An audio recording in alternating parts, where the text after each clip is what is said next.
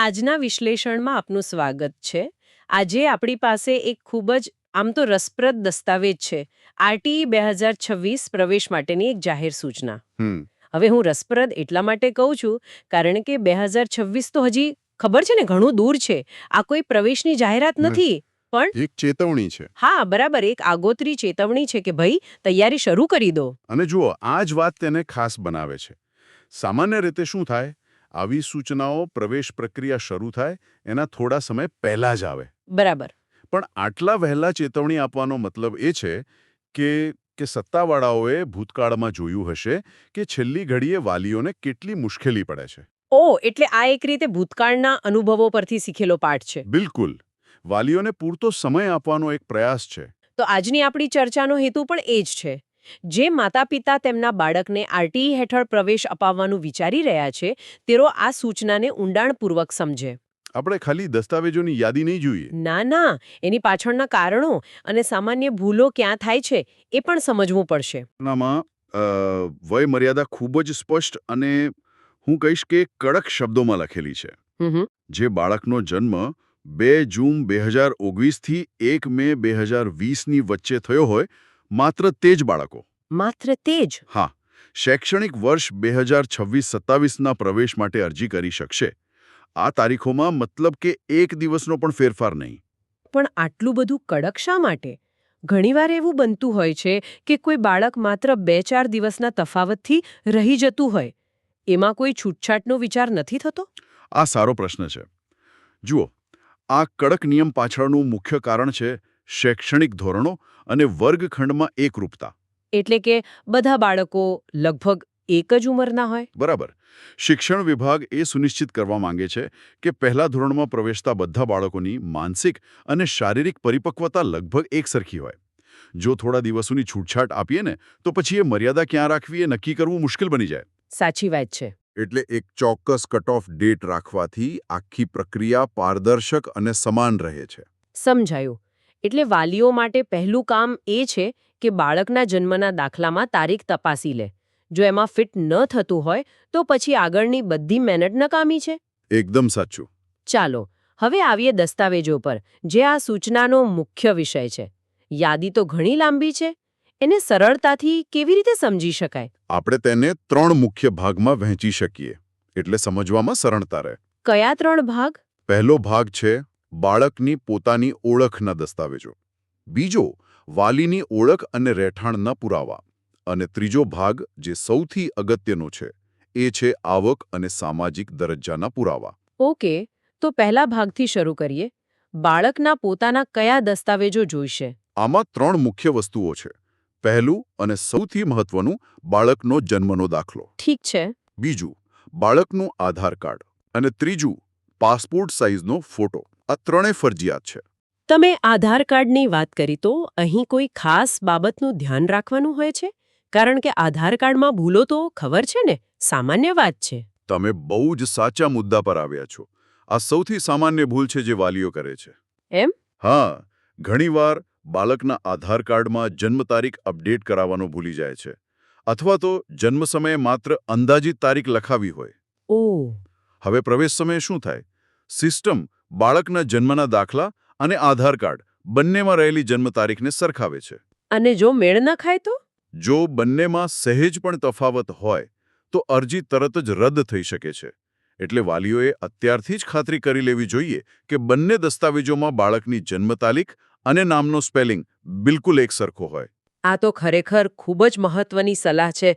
એક નાની ભૂલ આખી પ્રક્રિયાને અટકાવી શકે છે. બિલકુલ. સારું, હવે બીજા ભાગ પર આવીએ. માતા પિતા કે વાલીના દસ્તાવેજો, તેમાં શું શું જોઈએ?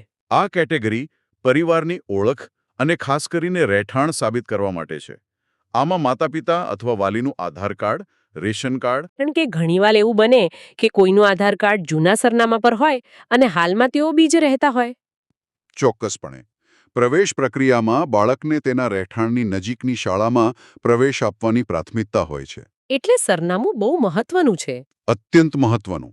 તમે જે સરનામા પર પ્રવેશ મેળવવા માંગો છો તે જ સરનામું તમારા બધા જ પુરાવાઓમાં હોવું જોઈએ. ખાસ કરીને રેશન કાર્ડ અને લાઇટ બિલમાં. જો આધાર કાર્ડમાં સરનામું જૂનું હોય તો તેને અપડેટ કરાવવા માટે અત્યારે પૂરતો સમય છે. મતલબ કે દસ્તાવેજોમાં એકસૂત્રતા ખૂબ જ જરૂરી છે. વિગતોમાં અસમાનતા એ અરજી રદ થવાનું બીજું મોટું કારણ બની શકે. એકદમ. હવે ત્રીજો અને કદાચ સૌથી નિર્ણાયક ભાગ આવક અને સામાજિક સ્થિતિના પુરાવા.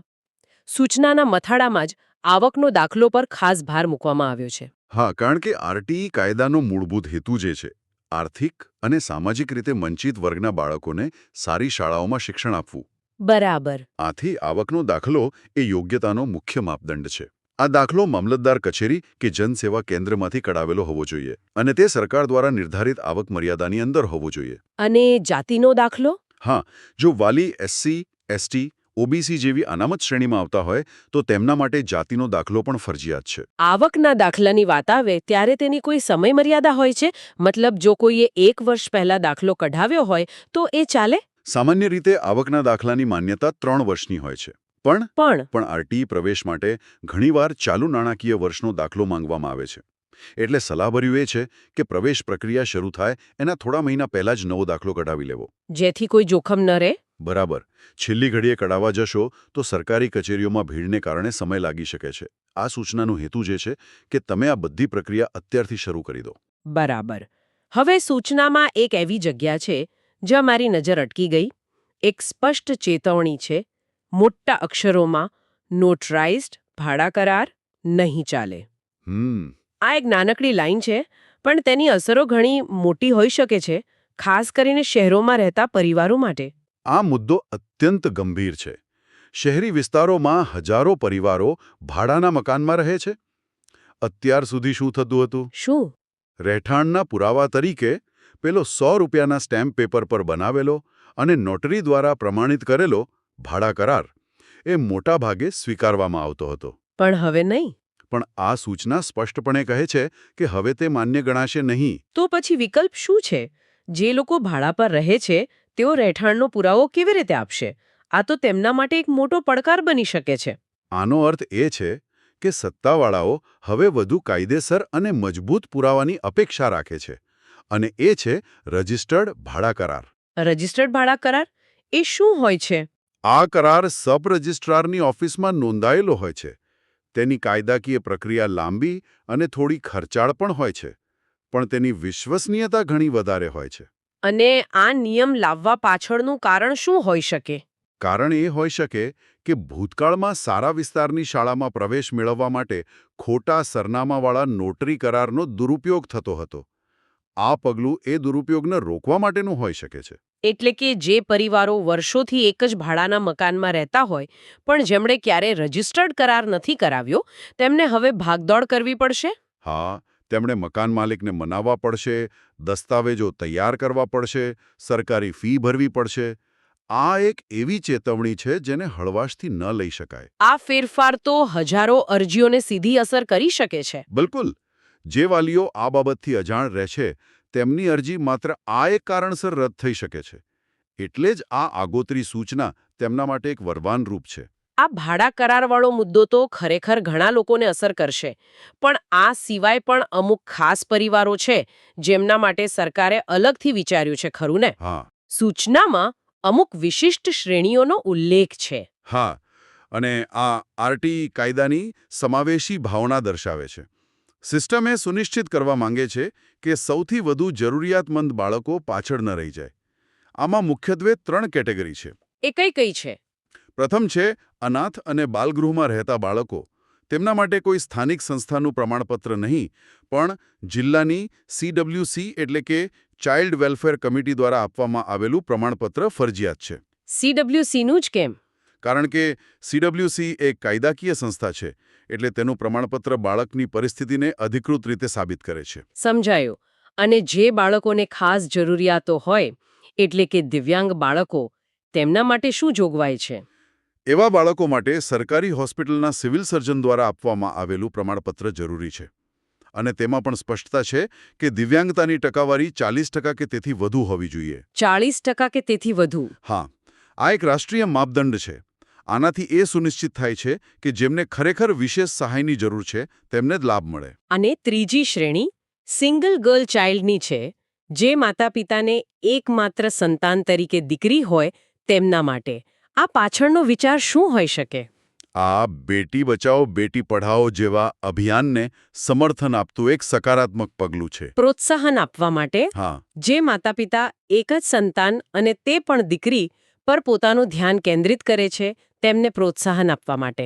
પણ આનો લાભ લેવા માટે પણ વાલીએ મામલતદાર કે સક્ષમ અધિકારી પાસેથી સિંગલ ગર્લ ચાઇલ્ડ હોવાનો સત્તાવાર દાખલો મેળવવો પડશે. તો આ બધી ચર્ચાને અંતે વાલીઓએ આમાંથી શું સમજવાનું છે? હા, આ સૂચનાનો સ્પષ્ટ સંદેશ શું છે? સંદેશ એકદમ સાફ છે. તૈયારી, તૈયારી અને માત્ર તૈયારી. રાહ ન જુઓ. એમ ન વિચારો કે જ્યારે ફોર્મ ભરાશે ત્યારે જોઈ લઈશું. કારણ કે ત્યારે સમય નહીં હોય. બિલકુલ. આ સૂચના એક તક છે. તો ચાલો વાલીઓ માટે મુખ્ય મુદ્દાઓને ફરી એકવાર સ્પષ્ટ કરી લઈએ. પહેલું, બાળકની જન્મ તારીખ 2 જૂન 2019 થી 1 મે 2020ની વચ્ચે છે કે નહીં તે તપાસો. બરાબર. બીજું, તમારા બધા દસ્તાવેજોમાં નામ, સરનામું અને જન્મ તારીખ જેવી વિગતો એક સરખી છે કે નહીં તે ચકાસો. અત્યંત જરૂરી. ત્રીજું, જો તમે ભાડા પર રહેતા હો તો નોટરી કરાર પર ભરોસો ન રાખો. અત્યારથી જ રજિસ્ટર્ડ ભાડા કરાર બનાવવાની પ્રક્રિયા શરૂ કરી દો. આ ભૂલતા નહીં. અને ચોથું, જો તમે કોઈ વિશિષ્ટ શ્રેણીમાં આવતા હો તો તેના માટેનો ચોક્કસ દાખલો ક્યાંથી અને કેવી રીતે મળશે તેની માહિતી મેળવીને કામ શરૂ કરી દો. તમે બિલકુલ બરાબર સારાંશ આપ્યો. આ એક પ્રોએક્ટિવ અભિગમ અપનાવવાની હાકલ છે. સરકાર ઈચ્છે છે કે વાલીઓ સંપૂર્ણ રીતે તૈયાર રહે, જેથી જ્યારે ઓનલાઈન પોર્ટલ ખુલે ત્યારે તેઓ કોઈપણ ભૂલ વગર શાંતિથી ફોર્મ ભરી શકે. મને એક કિસ્સો યાદ છે. એક વાલીના રેશન કાર્ડમાં અને આધાર કાર્ડમાં પિતાના નામના સ્પેલિંગમાં માત્ર એક અક્ષરનો ફેર હતો. માત્ર એક અક્ષરનું? હા, અને તેમની અરજી ટેકનિકલ કારણોસર અટકી ગઈ હતી. આવી નાની દેખાતી ભૂલો પણ મોટી સમસ્યા બની શકે છે. આ ચર્ચા ખૂબ જ ઊંડાણપૂર્વક અને ઉપયોગી રહી. આપણે સૂચનાના લગભગ દરેક પાસાને માત્ર વાંચ્યા નથી પણ સમજવાનો પ્રયત્ન કર્યો છે.